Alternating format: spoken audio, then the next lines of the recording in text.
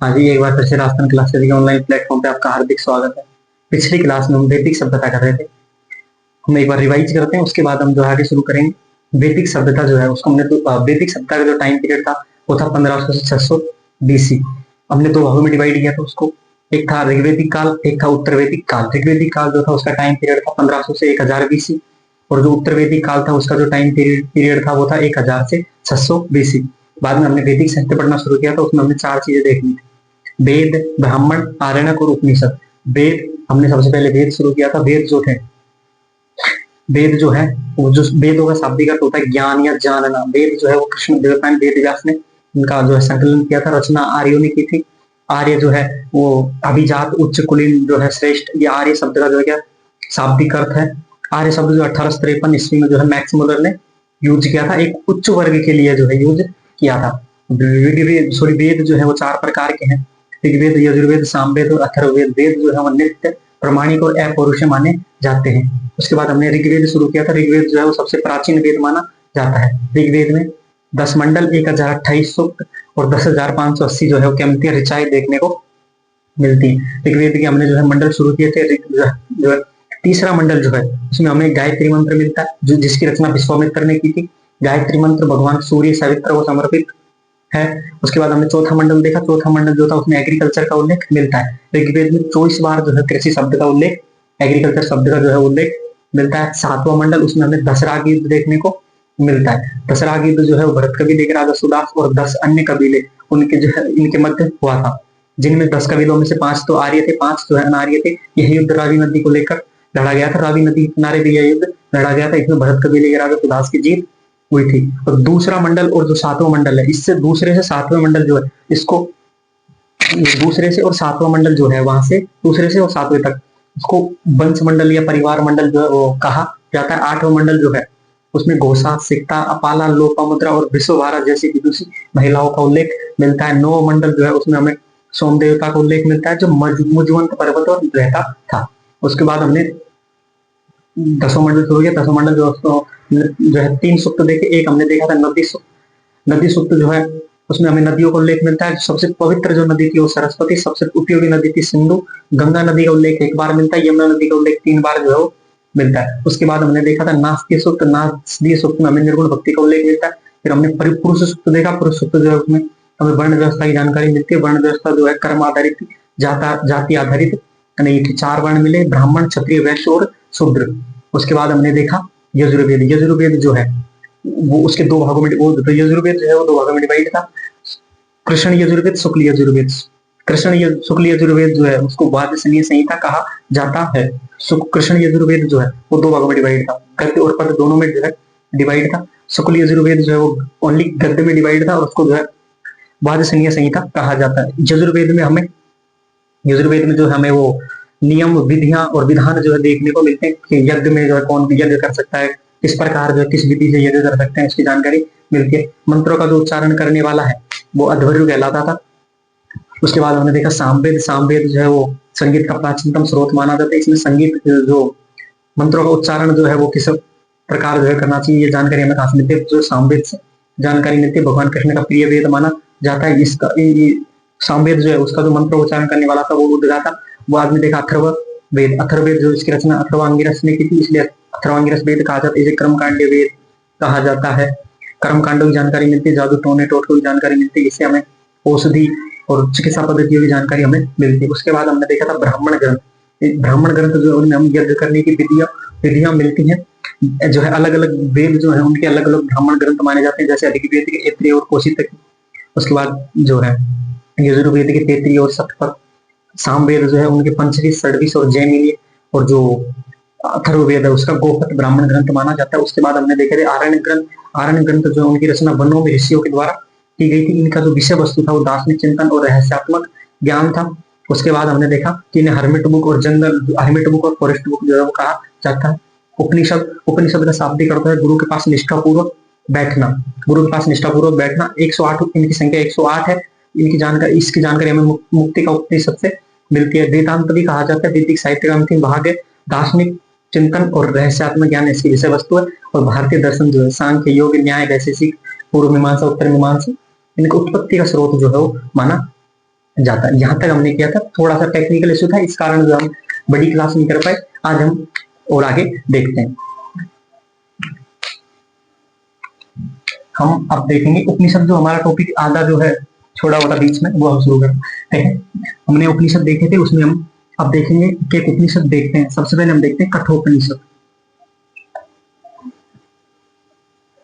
कठोपनिषद, ये कठोपनिषद जो है, कठोपनिषद जो है, इसमें हमें कर्म कांडों की आलोचना की गई, जादू टोने टोटके जो है इनकी आलोचना की गई है।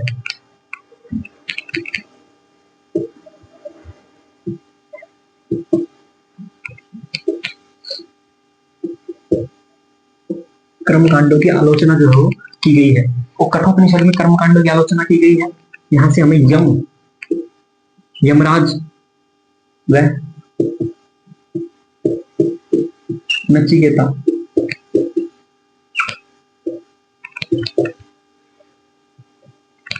यमराज और नचिकेता संवाद जो है, वहां कहानियां जो है वो मिलती है। उसके बाद हम दूसरा उपनिषद देखते हैं, जाबालोपनिषद।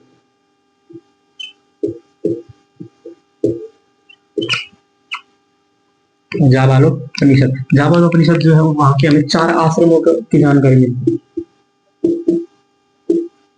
4 आश्रमों की जानकारी मिलती है।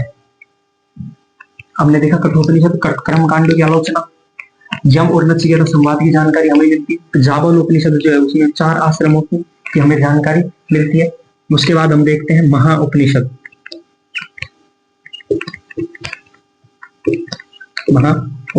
महाउपनिषद जो है वहां से हमें वसुधैव कुटुंबकम,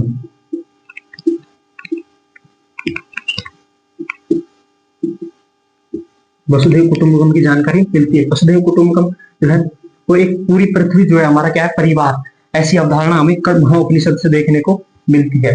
जाबालोपनिषद जो है वहां से 4 आश्रमों की जानकारी मिलती है। कठोपनिषद से हमें कर्म कांडों की आलोचना बताई गई है। कठोपनिषद में यम और नचिकेता संवाद की जानकारी मिलती है। एक हमारा जो है तैत्तिरीय उपनिषद,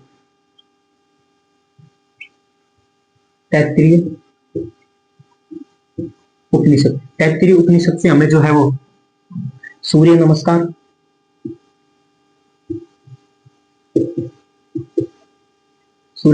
और अतिथि देवो भव,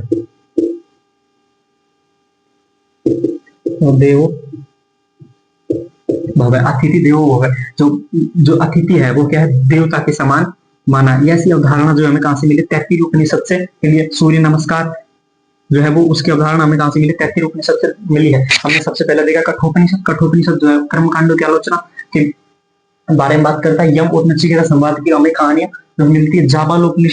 जाबालोपनिषद से जो है वो वहां से हमें 4 आश्रमों की जानकारी मिलती है। और महाउपनिषद जो है वसुधैव कुटुंबकम की अवधारणा का पता चलता है। तैत्तिरीय उपनिषद जो है वहां से हमें सूर्य नमस्कार और अतिथि देवो भव जानकारी मिलती है। उसके बाद हम देखते हैं छांदोग्य उपनिषद।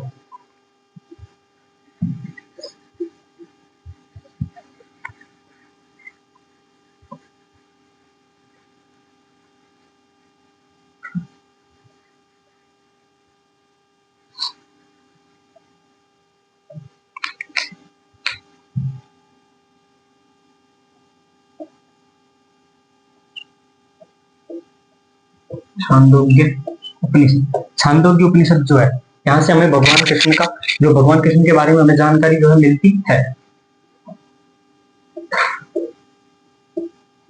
भगवान कृष्ण के बारे में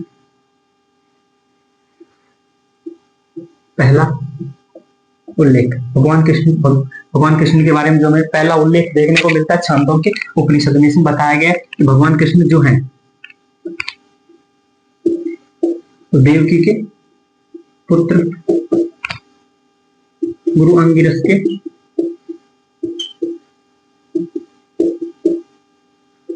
शिष्य, और इनका जो वंश है वो है वृष्णि वंश जो है बताया क्या। छांदोग्य उपनिषद में हमें भगवान कृष्ण का पहला उल्लेख मिलता। भगवान कृष्ण के बारे में बताया गया कि भगवान कृष्ण जो है देवकी के पुत्र थे, अंगिरस के शिष्य थे, और वृष्णि जो है इनका क्या था, वंश था। हमें यहाँ से सत्यकाम और जाबाल की जानकारी मिलती है। सत्यकाम और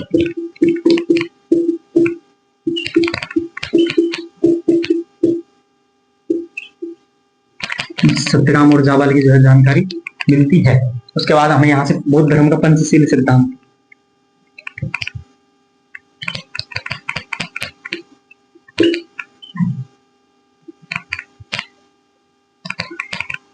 बौद्ध धर्म का पंचशील सिद्धांत, जो बौद्ध धर्म का पंचशील सिद्धांत की जो जानकारी मिलती है। ये हो गया हमारा छांदोग्य उपनिषद। हमने देखा भगवान कृष्ण के बारे में जो पहला उल्लेख मिलता है, भगवान कृष्ण देवकी के पुत्र थे, गुरु आंगिरस के शिष्य थे और इनका वंश जो था वो वैष्णवी था। यहाँ से सत्यकाम और जाबाल की कहानी मिलती है। यहाँ से बौद्ध धर्म का पंचशील सिद्धांत के बारे में जानकारी मिलती है।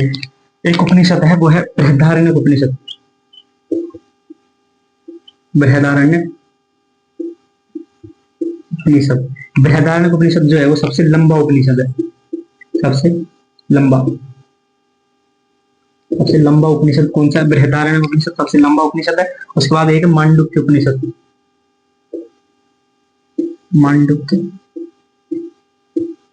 मांडुक्य उपनिषद जो है वो सबसे छोटा उपनिषद है, सबसे छोटा जो उपनिषद है। हमने देखा छंदोग्य उपनिषद, भगवान कृष्ण का पहला उल्लेख मिलता है, देवकी के पुत्र थे, गुरु आंगिरस के शिष्य थे और इनका वंश जो था वो वैष्णवी था। सत्यकाम और जाबाल की कहानी मिलती है। बौद्ध धर्म का पंचशील सिद्धांत, बौद्ध धर्म के पंचशील सिद्धांत की जानकारी मिलती है।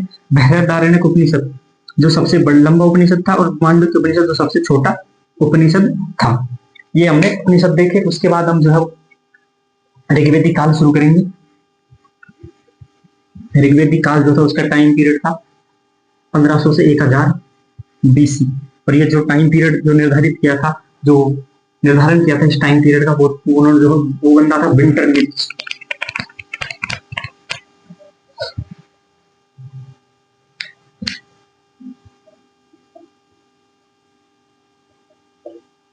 ऋग्वेदिक काल, उन्होंने देखा कि ऋग्वेदिक काल जो है उसका टाइम पीरियड था 1500 से 1000 BC, 1500 से 1000 BC। ऋग्वेदिक काल का जो टाइम पीरियड था वो था 1500 से 1000 BC।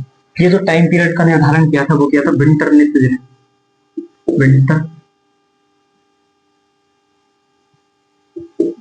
विंटरनित्ज ने जो है वो टाइम पीरियड का निर्धारण किया था।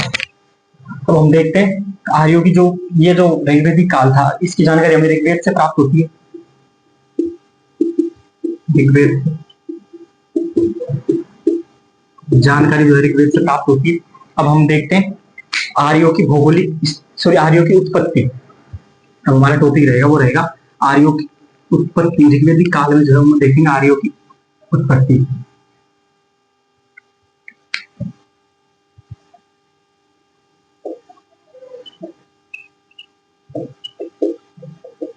आर्यों की उत्पत्ति, स्वामी दयानंद सरस्वती ने कहा है कि आर्यन जो थे वो तिब्बत से आए थे। स्वामी दयानंद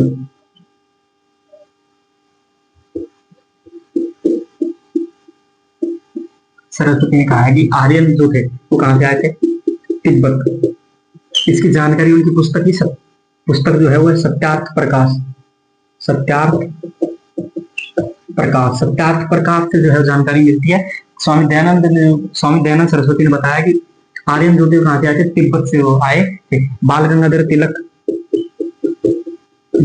तिलक कहते हैं कि आर्यन जो थे वो उत्तरी ध्रुव से आए थे। उनकी एक पुस्तक है the Arctic home of Vedas. The Arctic home of Vedas, ये जो पुस्तक है इससे जानकारी मिलती है। इसमें जो है कहा है कि आर्यन जो थे वो कहां से आए थे? उत्तरी ध्रुव से आए थे। स्वामी दयानंद सरस्वती के अनुसार आर्य जो थे वो तिब्बत से आए थे। उनकी जो पुस्तक है सत्यार्थ प्रकाश, इससे जानकारी मिलती है। बाल गंगाधर तिलक जो है उन्होंने अपनी पुस्तक पे आर्कटिक होम ऑफ वेदास में कहा कि आर्यन जो थे उत्तरी ध्रुव से आए थे। अपने एक इतिहासकार हुए एल डी कल्ला ने कहा है कि ये जो आर्यन थे वो कश्मीर से आए थे। कहां से आए थे? कश्मीर से जो वो आए थे। एल डी कल्ला के अनुसार कश्मीर से आए थे। बाल गंगाधर तिलक के अनुसार उत्तरी ध्रुव से आए थे। स्वामी दयानंद सरस्वती के अनुसार तिब्बत से आए थे। उसके बाद एक बंदा है मैक्स मूलर, ये बंदा जो है उसने 1853 ईस्वी में सबसे पहले आर्यन वर्ड जो यूज किया था वो मैक्स मूलर था। मैक्स मूलर के अनुसार जो आर्यन थे वो कहां से आए थे? मध्य एशिया से। मध्य एशिया से जो आए थे। मैक्स मूलर जो है वो बताता कि आर्यन आर्यन जो थे वो कहां से आए थे? मध्य एशिया से। एल डी कल्ला जो थे वो उसके अनुसार जो है कश्मीर से आए थे। बाल गंगाधर तिलक के अनुसार उत्तरी ध्रुव से, और स्वामी दयानंद सरस्वती के अनुसार तिब्बत से आए थे। उसके बाद में एक बंदा था गंगाधर झा, उनके अनुसार ये जो आर्यंस थे वो थे मध्य भारत से आए थे। मध्य भारत से जो है वो आए थे। आर्यन जो थे वो मध्य भारत से आए थे। दो बंदे थे, एक था डॉक्टर पेन का व हर्ट। डॉक्टर पेन का व हर्ट दो बंदे थे। ये बंदे बताते हैं कि जो आर्यन थे वो कहां से आए थे? जर्मनी से।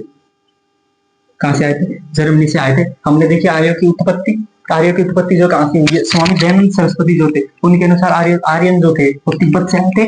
सत्यार्थ प्रकाश स्वामी दयानंद सरस्वती की पुस्तक थी, उसमें ये कहा है। बाल गंगाधर तिलक उनकी पुस्तक थी the Arctic home of Vedas. The Arctic home of Vedas, उसमें कहा कि ये जो आर्यंस थे वो कहां से आए थे? उत्तरी ध्रुव से आए थे। एल डी कल्ला जो थे उन्होंने कहा है कि आर्यन कश्मीर से आए थे। मैक्स मूलर जो थे उन्होंने कहा है कि आर्यन मध्य एशिया से आए थे। गंगाधर झा उन्होंने कहा कि आर्यन जो थे वो मध्य भारत से आए थे।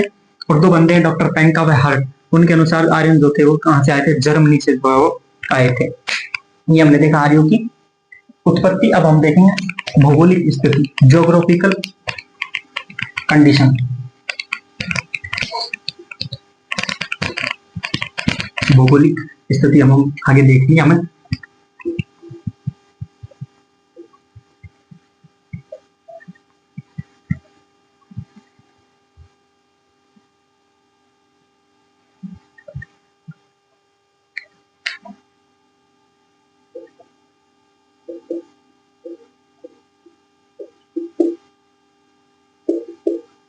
भौगोलिक स्थिति, ऐसा माना जाता है कि जो आर्यों का विस्तार था, आर्यों का विस्तार, आर्यों का जो विस्तार था वो था अफगानिस्तान, पंजाब और पश्चिमी यूपी वाला जो क्षेत्र था, वहां तक आर्यों का विस्तार जो है वो माना जाता है। आर्यों का जो विस्तार माना जाता है वो माना जाता है अफगानिस्तान, पंजाब और पश्चिमी यूपी।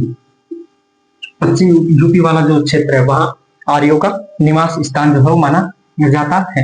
आर्यों का जो निवास स्थान था उसे सप्त सैंधव के नाम से जाना जाता था। सप्त सैंधव, सप्त सैंधव के नाम से जाना जाता था। सप्त सैंधव सिंधु और उसकी जो सहायक नदियां थी उन, और दो कुछ अन्य नदियां थी, उन वो जो उन नदियों का जो क्षेत्र था उसे सप्त सैंधव प्रदेश जो है कहा जाता था।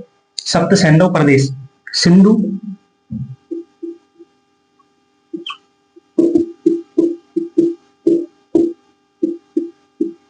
कुछ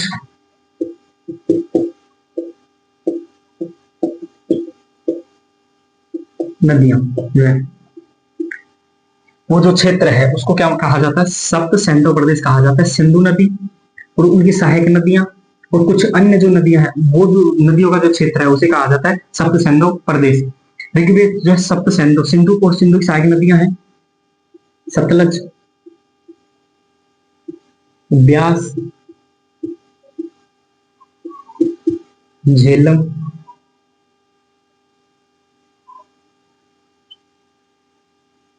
चिनाब और रावी, गंडक और सरस्वती। वर्तमान में इन नदियों का नाम जो है वो यह है रावी, सतलज, ब्यास, झेलम, चिनाब, गंडक और अश्विनी। ऋग्वेदिक काल जो है वहां पे इन नदियों का नाम जो है अलग मिलता है। जैसे सतलज जो नदी है इसका नाम था सतुद्री,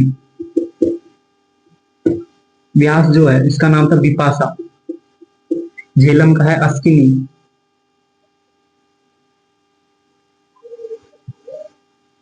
झेलम का है वितस्ता, सॉरी, चिनाब का है अश्विनी, गंडक जो है इसको सदा नीरा के नाम से जाना जाता है, सदा नीरा। सरस्वती जो है वो वर्तमान में सरस्वती नदी के नाम से जानी जाती है। रावी जो है इसको परुष्णी, परुष्णी नदी के नाम से जाना जाता था। सिंधु वर्तमान में सिंधु के नाम से जाना जाता है। ये जो सतलज नदी है, सतलज और यमुना, यमुना जो नदी है, इसके मध्य का जो भाग था इसको ब्रह्मवर्त प्रदेश के नाम से जाना जाता था, ब्रह्मवर्त प्रदेश के नाम से जाना जाता था। ये हमने देखा आर्यों की भौगोलिक स्थिति, उसमें हमने सबसे पहले देखा आर्यों का विस्तार कहाँ था, तो आर्यों का विस्तार था अफगानिस्तान, पंजाब और पश्चिमी यूपी में माना जाता है। आर्यों का जो निवास स्थान था उसको सप्त सिंधु प्रदेश कहा जाता था। सिंधु प्लस उसकी सहायक नदियां और कुछ अन्य नदियां जो थी, वो जो क्षेत्र था उसको सप्त सिंधु के नाम से जाना जाता था। सिंधु नदी सहायक नदी जो नदियां जो थी सिंधु की, वो उसमें थी सतलज, सतलज को सतुद्री के नाम से जाना जाता था। व्यास जो थी उसको विपाशा के नाम से जाना जाता था। झेलम को वितस्ता के नाम से जाना जाता था। चिनाव को अस्किनी के नाम से जाना जाता था। और रावी जो थी उसको परशुनी के नाम से जाना जाता था। गंडक जो नदी थी उसको सदानीरा के नाम से जाना जाता था। सरस्वती जो है वर्तमान में सरस्वती नदी के नाम से जानी जाती है। सतलज और यमुना नदी के मध्य का जो भाग था उसको ब्रह्मवर्त प्रदेश जो है कहा जाता है। अब हम देखते हैं आगे, जो नौवां मंडल है वहां पे हमें सोम देवता का उल्लेख मिलता है। सोम देवता का जो है उल्लेख मिलता है नौवें मंडल में। 9th जो मंडल है ऋग्वेद का उसमें सोम देवता का उल्लेख मिलता है। ये मुजवंत पर्वत पर रहता था, रहते थे, मुजवंत पर्वत पर जो है निवास करते थे। ये जो मुजवंत पर्वत है ये हिमालय की सबसे ऊंची चोटी माउंट एवरेस्ट जो है, माउंट एवरेस्ट से इसकी तुलना की जाती है।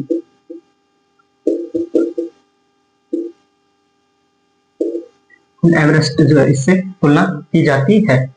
आर्यों का विस्तार अफगानिस्तान, पंजाब और पश्चिम यूपी तक जो है विस्तार माना जाता था। सप्त सिंधु प्रदेश, सिंधु प्लस उसकी सहायक नदियां और कुछ अन्य नदियों वाला जो क्षेत्र था उसको क्या कहा जाता था, सिंधु प्रदेश कहा जाता था।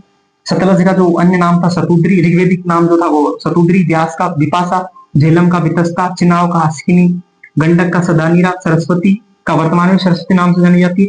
सिंधु जो है वर्तमान में सिंधु नाम से जानी जाती है। रावी नदी जो थी उसको परशुनी नाम से जाना जाता था। और हमें 9th मंडल जो है उसमें सोमदेवता का उल्लेख मिलता है। मुजवंत पर्वत जो था उस पर जो है सोमदेवता निवास करते थे। माउंट एवरेस्ट जो है तो वर्तमान में चोटी, सबसे ऊंची चोटी हिमालय की, उससे मुजवंत पर्वत की तुलना की जाती है। ये हमने देखा आर्यों की भौगोलिक स्थिति। उसके बाद हम देखेंगे आर्यों की जो है वो सामाजिक स्थिति।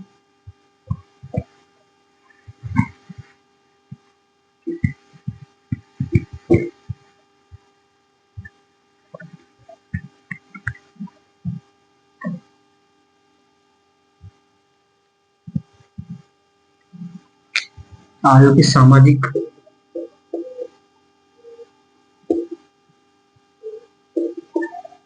स्थिति, आर्य की सामाजिक स्थिति। आर्य जो थे वहां का जो समाज था उसकी सबसे छोटी जो इकाई होती थी परिवार होती थी। और परिवार का जो मुखिया होता था वो पिता कहलाता था। परिवार जो सबसे छोटी जो इकाई थी, फंडामेंटल जो यूनिट, मूलभूत जो इकाई थी वो होती थी परिवार। और परिवार का जो मुखिया होता था उसे बोलते थे पिता। और पिता को जो है क्या कहा जाता था, गृहपति। गृहपति। परिवार को कुल भी कहा जाता था। और कुल का जो होता था को क्या कहा जाता, पिता। और पिता को गृहपति या कुलम जो है वो कहा जाता था। समाज कैसा था, पितृसत्तात्मक समाज था। पिता जो है घर का प्रमुख होता था, इसलिए जो समाज कैसा था, पितृसत्तात्मक समाज। पितृसत्तात्मक समाज था। सिंधु घाटी सभ्यता में हमने देखा कि हमें भारी मात्रा में जो है मातृ देवी की मूर्तियां मिली। इस कारण अनुमान लगाते हैं कि सिंधु घाटी सभ्यता का जो समाज था वो मातृ सत्तात्मक समाज रहा होगा। लेकिन यहाँ से जो घर, जो परिवार का जो मुखिया होता था वो होता था पिता। पिता होता था। इस कारण यहाँ का जो समाज माना जाता है वो कैसा माना जाता है, पितृसत्तात्मक समाज माना जाता है। पितृसत्तात्मक समाज था। फिर भी जो महिलाओं की स्थिति वो थी सम्मानजनक, जो सम्मानजनक अच्छी स्थिति थी, अच्छी स्थिति। महिलाओं की जो कंडीशन थी वो अच्छी थी, गुड जो कंडीशन मानी जाती थी। हमने देखा परिवार जो सबसे छोटी इकाई थी, कुल जो परिवार और कुल सबसे छोटी इकाई थी, उसका जो हेड होता था वो पिता होता था। पिता को गृहपति या कुलप कहा जाता था। पिता जो था प्रमुख होता था। इस कारण समाज कैसा था, पितृसत्तात्मक समाज था। और पितृसत्तात्मक समाज होते हुए महिलाओं की जो स्थिति वो अच्छी स्थिति मानी जाती थी। हमें वर्ण व्यवस्था की जानकारी मिलती है, जो है वर्ण व्यवस्था की जानकारी मिलती है। ऋग्वेद का जो 10वां मंडल है वहां पे पुरुष सूक्त में हमें चार वर्णों की जानकारी मिलती है। ब्राह्मण, क्षत्रिय, वैश्य और शूद्र, चार वर्णों की जानकारी मिलती है कि वर्ण व्यवस्था जो थी वो कर्म आधारित थी, जन्म आधारित या जाति आधारित व्यवस्था नहीं थी। हमें चार वर्णों की जानकारी मिलती है कहां पे? वर्ण व्यवस्था। 10th जो मंडल है, 10वां जो मंडल है, वो उसके पुरुष सूक्त से, पुरुष सूक्त से हमें चार वर्णों की जो जानकारी मिलती है, कौन कौन से? ब्राह्मण, क्षत्रिय, वैश्य और शूद्र। ब्राह्मण, क्षत्रिय, वैश्य और शूद्र, चार वर्णों की जानकारी हमें मिलती है। ये जो वर्ण व्यवस्था थी, ये जो वर्ण थे और ये जो वर्ण व्यवस्था थी वो कर्म आधारित थी, कर्म आधारित वर्ण व्यवस्था थी, जाति आधारित या जन्म आधारित जो वर्ण व्यवस्था नहीं थी। अर्थात जो व्यक्ति जैसा काम करेगा उसे उसी वर्ण में जो क्या मिलेगी, जो वर्ण की जो है सदस्यता मिलेगी। वर्ण ब्राह्मण जो है वो पढ़ने पढ़ाने का जो काम करते थे उन्हें ब्राह्मण कहा जाता था, जो रक्षा करने का काम करते थे उन्हें क्षत्रिय कहा जाता था, जो व्यापार और कृषि करने का काम करते थे वो वैश्य कहलाते थे, और जो सेवा करने का काम था वो शूद्र कहलाते थे। ये हमने देखा वर्ण व्यवस्था। यहां से हमें जाति प्रथा देखने को नहीं मिलती इसमें। ऋग्वेदिक काल में हमें सती प्रथा देखने को नहीं मिलती। यहाँ से हमें बहु विवाह जैसी कृतियां देखने को नहीं मिलती। यहाँ से हमें जो है वो दहेज प्रथा देखने को नहीं मिलती। यहाँ से जो ये जो कृतियां अभी वर्तमान में विद्यमान है वो कृतियां देखने को नहीं मिलती। लेकिन वधु को जो उपहार दिए जाते थे, उनके लिए एक शब्द यूज किया जाता, वो होता बहतु शब्द जो है यूज किया जाता था। दहेज प्रथा नहीं थी, बहु विवाह नहीं थे, सती प्रथा नहीं थी, जाति प्रथा नहीं थी। वर्ण व्यवस्था जो है वो देखने को मिलती है, लेकिन वो कर्म आधारित थी, जाति आधारित नहीं थी। उस ऋग्वेद के 10वें मंडल में पुरुष सूक्त में जो है वो चार वर्णों का हमें उल्लेख मिलता है, ब्राह्मण, क्षत्रिय, वैश्य और शूद्र। हमने देखा जाति प्रथा ये नहीं थी, सती प्रथा नहीं थी, बहु विवाह थे, दहेज प्रथा नहीं थी। अब और आगे हम देखते हैं, एक बार इनको मिटाते हैं।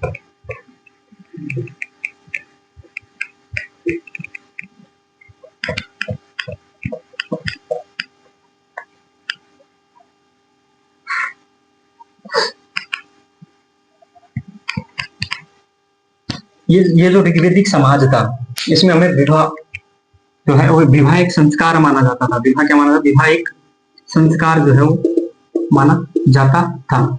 एक पत्नीत्व विवाह माने जाते थे, यानी कि एक व्यक्ति जो है वो एक ही पत्नी रखता था, विवाह संस्कार माना जाता था। एक पवित्र संस्कार जो है माना जाता था। विवाह दो प्रकार के होते थे, एक होता था अनुलोम विवाह, और दूसरा होता था प्रतिलोम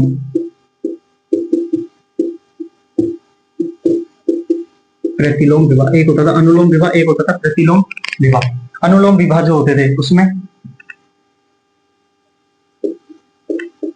उच्च वर्ण का पुरुष प्लस निम्न वर्ण की महिला अगर शादी करे तो वो अनुलोम विवाह। प्रतिलोम विवाह जो होता था उसमें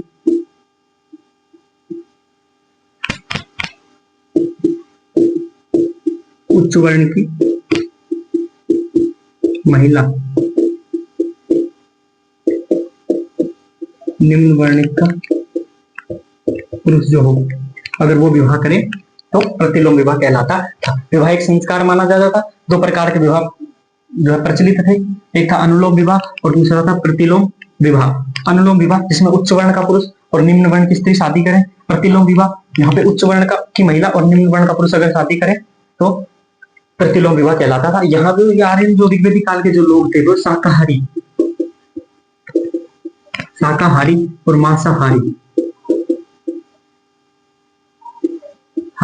दोनों प्रकार का जो है क्या करते थे, भोजन जो हो किया करते थे। यहाँ से हमें सूती वस्त्र,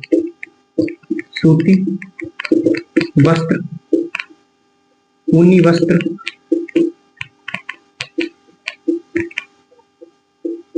चमड़े के वस्त्र जो है देखने को मिलते हैं। सूती वस्त्र, ऊनी वस्त्र और चमड़े के वस्त्र देखने को मिलते हैं। विवाह एक संस्कार माना जाता है। दो प्रकार के विवाह प्रचलित थे, अनुलोम विवाह, प्रतिलोम विवाह। अनुलोम विवाह जो था वो उच्च वर्ण का पुरुष और निम्न वर्ण की महिला, और जो प्रतिलोम विवाह थे वो उच्च वर्ण की महिला और निम्न वर्ण का पुरुष जो है। और लोग जो है शाकाहारी और मांसाहारी दोनों प्रकार का भोजन करते थे, सूती वस्त्र धारण करते थे, ऊनी वस्त्र धारण करते थे, और चमड़े के बने वस्त्र भी जो है धारण करते थे। उसके बाद हम देखते हैं महिलाओं की स्थिति, समाज में जो है महिलाओं की स्थिति कैसी थी। तो मैंने देखा कि महिलाओं की स्थिति कैसी थी, अच्छी जो है कंडीशन थी महिलाओं की समाज में।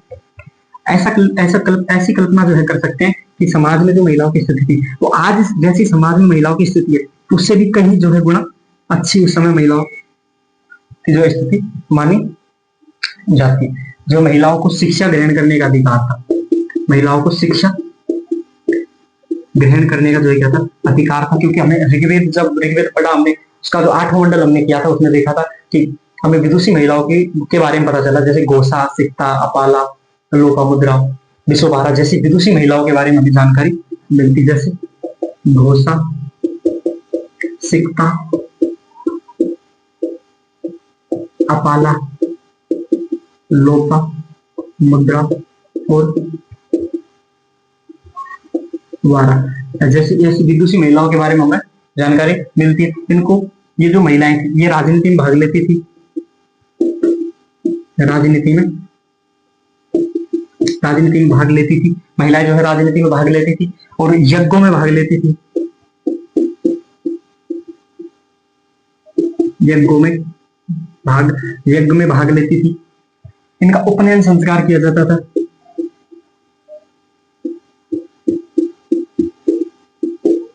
उपनयन संस्कार जो है वो किया जाता था, यानी कि महिलाओं को जनेऊ धारण करने का जो क्या होता था, अधिकार जो है होता था।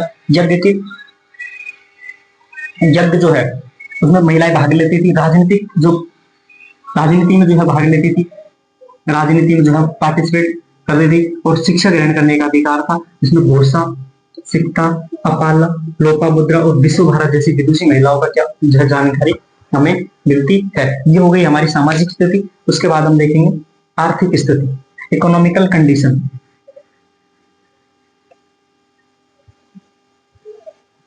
आर्थिक स्थिति जो है हम देखेंगे,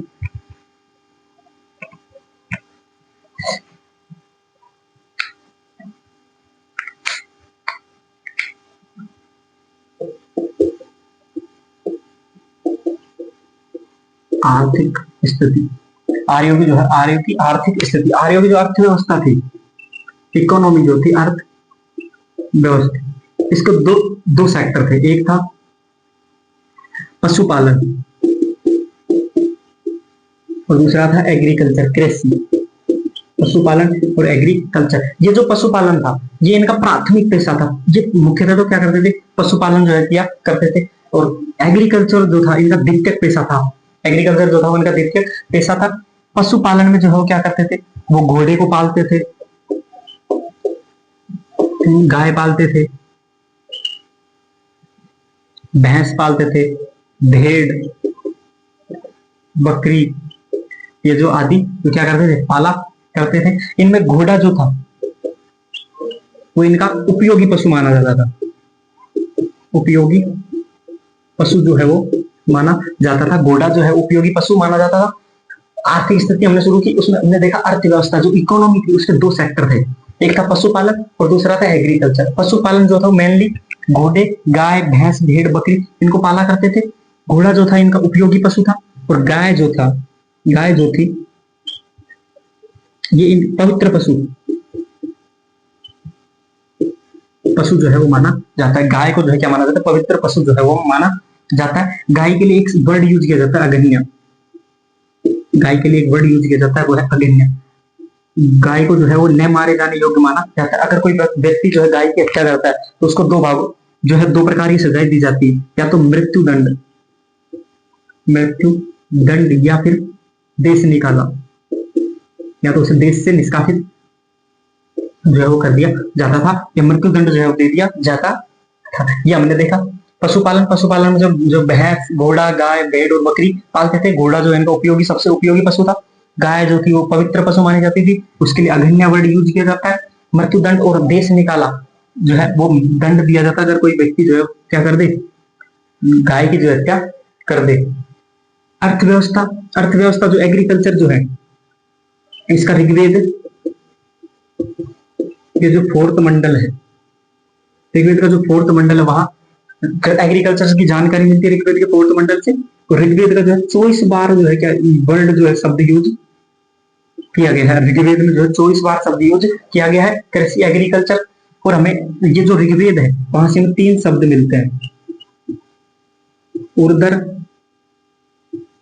धान्य और संपत्ति। उर्दर जो था, जो अनाज बांटने का जो उपकरण, जो बर्तन था, वो कहलाता था उर्दर। और धान्य जो था, अनाज को धान्य कहा जाता था। और जितना अनाज उत्पन्न होता था उसे क्या कहते थे, संपत्ति जो है कहा जाता था। ये हमने देखी आर्थिक स्थिति। अर्थव्यवस्था जो उसके 2 क्षेत्र थे, एक था पशुपालन और दूसरा था एग्रीकल्चर। पशुपालन जो था उसमें घोड़ा, गाय, भैंस, भेड़, बकरी पाला करते थे। घोड़ा जो था इनका उपयोगी पशु माना जाता था, उपयोगी जो है एनिमल जो है माना जाता, यूजफुल एनिमल माना जाता था। गाय जो था वो पवित्र पशु माना जाता था। गाय के लिए अगन्य वर्ड यूज करते थे, गाय के लिए अगन्य वर्ड यूज करते थे। मृत्युदंड जो है वो, अगर कोई व्यक्ति गाय की हत्या करता था उसे मृत्युदंड दिया जाता था, या देश निकाला जो है वो दे दिया जाता था। एग्रीकल्चर वर्ड की जानकारी हमें ऋग्वेद के फोर्थ मंडल जो है, ऋग्वेद के फोर्थ मंडल से मिलती है। 24 बार जो है कृषि शब्द का उल्लेख मिलता है। और कृषि के लिए मुख्य जो महत्व के लिए 3 वर्ड यूज किए, उर्दर, धान्य और संपत्ति। उर्दर जो है वो अनाज बांटने का जो है बर्तन होता था। धान्य जो अनाज होता था। और संपत्ति, अनाज जो जितना अनाज उत्पन्न होता था उसे क्या कहा जाता था, संपत्ति जो है वो कहा जाता था। ये हमने देखा। उसके बाद हम देखते हैं यहाँ पे जो जो ऋग्वेदिक काल है, यहाँ पे हमें वस्तु विनिमय की जानकारी जो मिलती है। वस्तु विनिमय की जो है जानकारी मिलती है। वस्तु विनिमय जो है उसके लिए 3 चीजें यूज की जाती थी। एक तो घोड़ा, जो ऋग्वेदिक काल का सबसे उपयोगी पशु माना जाता है। गाय जो सबसे पवित्र पशु मानी जाती है। और एक निष्क, जो सोने की धातु का बना होता था। वस्तु विनिमय, वस्तु विनिमय के लिए, गुड्स एक्सचेंज के लिए जो 3 चीजों का प्रयोग किया जा रहा था। एक तो था घोड़ा, घोड़े का यूज किया जाता था। गाय का यूज किया जाता था। और निष्क का जो है यूज किया जाता था। निष्क एक सोने का आभूषण होता था। निष्क जो है क्या होता था, सोने का आभूषण होता था। इसका जो है एक्सचेंज के लिए यूज किया जाता था। वस्तु विनिमय जो है गुड्स एक्सचेंज, घोड़ा और गाय और निष्क जो है इनका यूज करते थे। जो निष्क जो है वो एक सोने का क्या होता था, आभूषण जो है वो होता था। ये जो ऋग्वेदिक काल के जो लोग हैं इनको तांबे का ज्ञान था। तांबे का क्या था, ज्ञान था। तांबे के लिए एक शब्द यूज किया गया है, वो है अयस। तांबे के लिए अयस शब्द का यूज किया गया है। और इनको लोहे का जो है ज्ञान नहीं था। ये इनके लोहे से परिचित नहीं थे, लोहे से परिचित नहीं थे, लोहे से परिचित नहीं थे। और तांबे जो है शब्द, तांबे के लिए अयस शब्द यूज किया गया है। वस्तु विनिमय के लिए घोड़ा, गाय और निष्क का यूज करते थे। ये हमने देखा। उसके बाद हम देखेंगे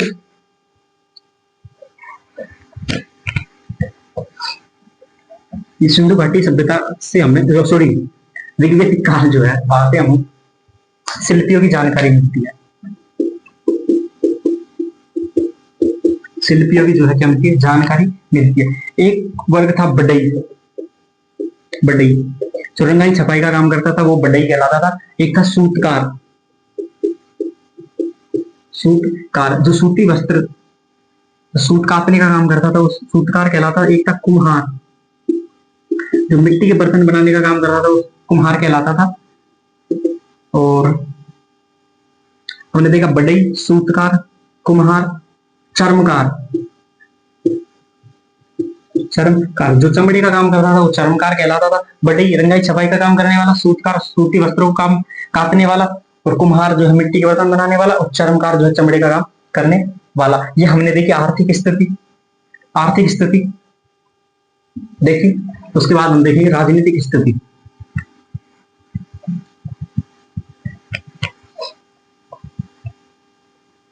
पॉलिटिकल कंडीशन, राजनीतिक स्थिति।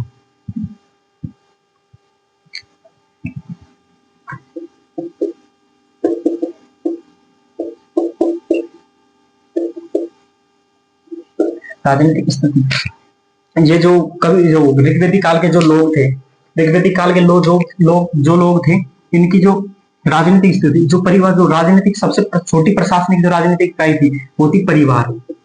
सबसे छोटी राजनीतिक इकाई क्या थी? परिवार कहलाती थी। और उसके बाद जो कई परिवार मिलकर के ग्राम बनाते थे, ग्राम बनाते थे, और कई ग्राम मिलकर जो है विश्व बनाते थे, और कई विश्व जो है मिलकर के क्या बनाते थे? जन। और जन को ही क्या कहा जाता था? कबीला। क्या कहा जाता था? कबीला। जन को ही कबीला कबीला जो है कहा जाता था। यानी कि जो ऋग्वेदिक काल के जो लोग थे ये कैसे थे? कबीलाई समाज था। कैसा था? कबीलाई समाज जो था, इनकी जो सबसे छोटी इकाई होती थी वो होती थी परिवार। सबसे छोटी जो इकाई वो थी परिवार। परिवार का जो मुखिया होता था उसे कहते थे गृहपति या कुलप। गृहपति या कुलप जो है वो कहा जाता था। उसके बाद कई परिवार मिलके जो है क्या बनाते थे? ग्राम बनाते थे। और ग्राम का जो मुखिया होता था उसको बोलते थे ग्रामणी। ग्राम का जो मुखिया होता था उसे बोलते थे ग्रामणी। और कई ग्राम जो है मिलकर के क्या बनाते थे? विश्व बनाया करते थे। विश्व जो है वो बनाते थे। और विश्व का जो प्रमुख होता था वो होता था विश्वपति। वो क्या होता था? विश्वपति जो है वो कहलाता था। उसके बाद हमने देखा जन। और जन का जो प्रमुख होता था वो होता था जनपति। जनपति या जन से गोप्ता, राजा जो है शासक, ऐसे शब्द जो है इनके लिए यूज किया जाता था। ये हमने देखा। तो ये जो ऋग्वेदिक काल जो है इसका जो समाज कैसा था? कबीलाई समाज था। और इसकी सबसे छोटी जो प्रशासनिक जो इकाई होती थी वो होती परिवार। परिवार का जो मुखिया होता था वो होता था गृहपति या कुलप। और ग्राम जो है, कई परिवार मिलकर ग्राम का निर्माण करते थे। ग्राम का प्रमुख जो होता था, हेड जो होता था वो होता ग्रामणी। और कई ग्राम जो है मिलकर के विश्व का निर्माण करते थे। उनका जो हेड होता था वो होता था विश्वपति। और कई विश्व जो है वो मिलकर के जन का निर्माण करते थे। और उनका जो हेड होता था वो होता था जनपति। अब हम देखते हैं राजनीतिक संस्थाएं। ये जो ऋग्वेदिक काल है यहाँ पे कुछ राजनीतिक संस्थाएं हमें मिलती हैं। उनमें हम देखेंगे कि एक तो है सभा। राजनीतिक संस्थाएं हम देखेंगे। राजनीतिक संस्थाएं,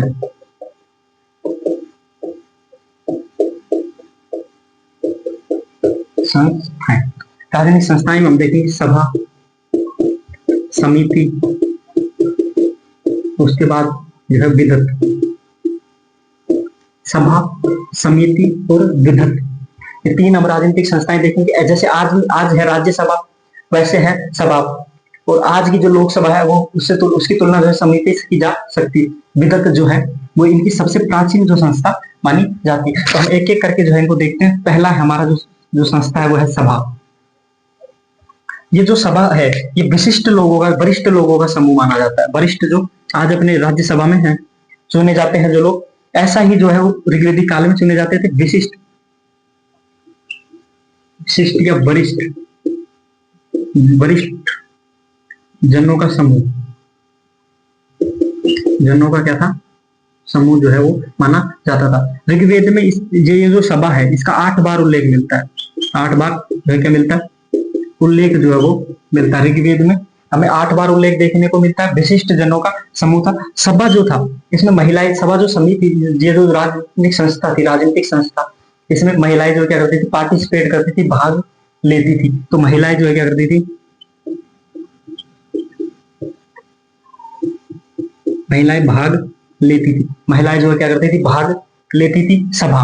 और सभा का जो अध्यक्ष होता था उसको नरिष्ठा, सभा का जो अध्यक्ष होता था उसको कहा जाता था नरिष्ठा या सभापति। सभापति जो है कहा जाता था, नरिष्ठा कहा जाता था। हमने देखा राजनीतिक संस्थाएं, उसमें हमने सबसे पहले सभा, समिति और विधत, तीन जो हमें समितियां देखनी, उसमें हमने सबसे पहले शुरू किया था सभा। सभा जो वरिष्ठ जनों का समूह होता था। 8 बार उल्लेख मिलता है ऋग्वेद में। और महिलाएं इसमें भाग लेती थी। और इसका जो अध्यक्ष होता था इसको कहा जाता था नरिष्ठा या सभापति। उसके बाद हम देखेंगे समिति के बारे में। उसके बाद हम देखेंगे समिति के बारे में जो है,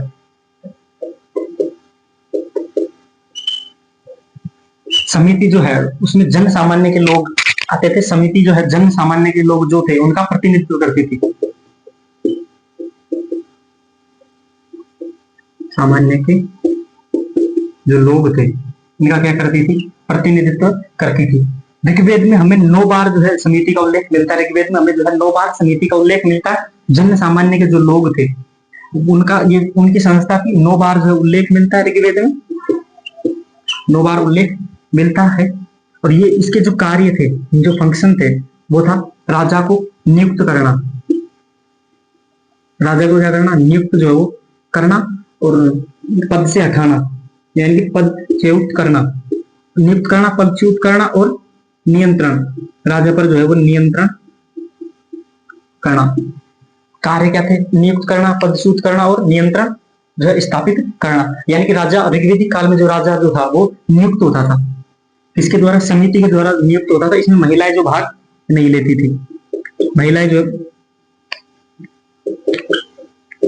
जो है वो भाग नहीं लेती थी। राजा जो है नियुक्त होता था, राजा को हटाया भी जा सकता था, और राजा पर नियंत्रण जो है उस इंस्टीट्यूट, जो संस्था स्थापित करती थी, वो थी समिति।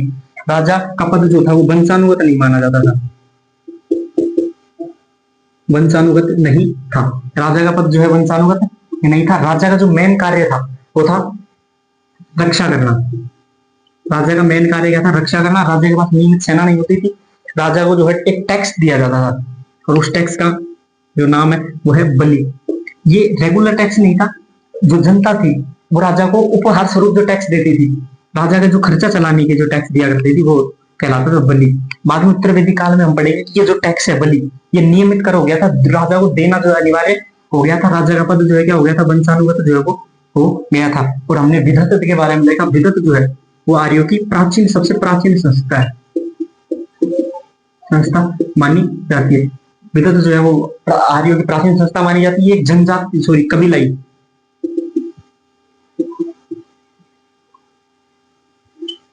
संस्था, कबीलाई संस्था थी, सबसे प्राचीन संस्था थी, कबीलाई संस्था थी।